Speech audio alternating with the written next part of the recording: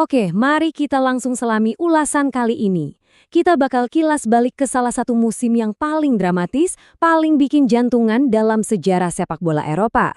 Liga Eropa UEFA musim 2025-2026 ini benar-benar ngasih kejutan yang luar biasa dari awal sampai peluit akhir dibunyikan. 3-0. Coba kalian bayangkan sejenak.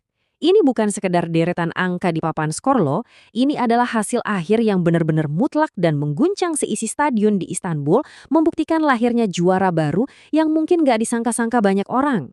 Bagian 1, Malam Puncak di Istanbul. Bayangkan suasananya, kita punya Aston Villa berhadapan langsung dengan klub tangguh asal Jerman, SC Freiburg. Ada lebih dari 77.000 penggemar yang memadati stadion Besiktas.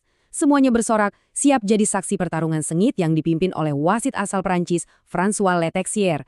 Bener-bener bikin merinding. Nah, sekarang kita bisa merinci gimana Villa secara brilian membongkar pertahanan Freiburg tanpa ampun.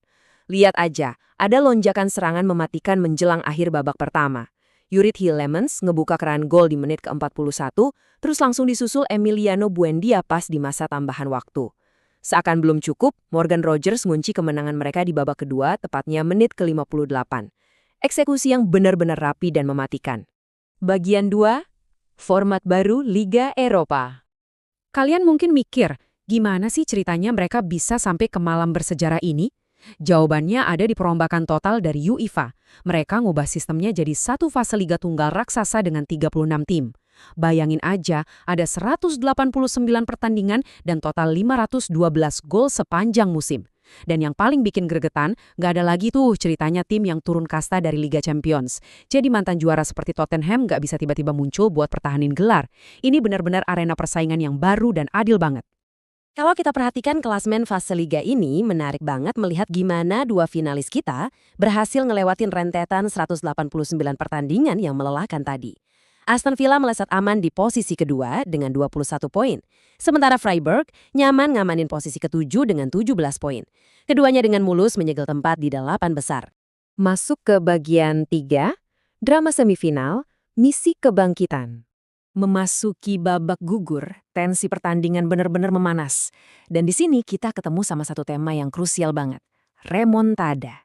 Buat yang belum tahu, ini adalah sebutan untuk kebangkitan dramatis demi membalikan keadaan dan merebut kemenangan. Percaya atau enggak, kedua finalis kita harus ngelakuin aksi spektakuler ini cuma buat bisa selamat dari semifinal loh. Coba kita lihat gimana Aston Villa ngebangun momen magis ini.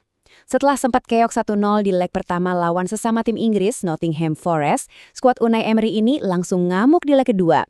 Mereka bikin pesta gol, melibas Forest 4-0 di Villa Park, dan ngebalikan agregat akhir jadi 4-1. Mental juara banget kan? Yang bikin geleng-geleng kepala, SC Freiburg ternyata ngelewatin rintangan yang persis sama. Mereka sempat tertinggal 2-1 dari SC Braga di leg pertama, tapi di leg kedua mereka bangkit dan sukses menang 3-1. Kebangkitan ini pastinya sangat terbantu sama kartu merah kilat yang diterima pemain Braga, Mario Dorgeles, di menit ke-6. Keunggulan jumlah pemain ini langsung dimaksimalkan habis-habisan sama pasukannya Julian Schuster. Lanjut ke bagian 4. Aston Villa mengukir sejarah. Balik lagi ke hasil final di Istanbul, kita wajib banget ngasih apresiasi buat kecemerlangan individu yang bikin kemenangan pamungkas ini terjadi. Media olahraga langsung nyorotin betapa krusialnya performa Emiliano Buendia yang sukses jadi man of the match. Eksekusi penaltinya yang dingin dan rekam jejaknya di kancah Eropa sekarang bahkan mulai disandingin sama nama-nama besar kayak Bruno Fernandes dan Edinson Cavani. Dan pada akhirnya, semua skill individu yang gila ini menyatu jadi satu kerjasama tim yang berkelas dunia.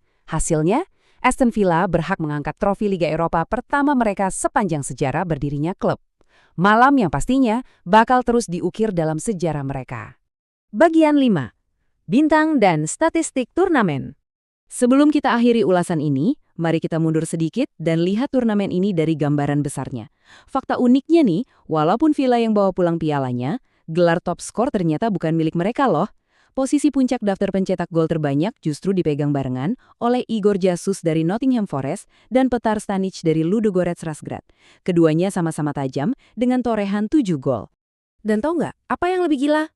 Semua gol-gol memukau sepanjang turnamen itu disaksikan secara langsung oleh hampir 5 juta penggemar di stadion-stadion seluruh penjuru Eropa.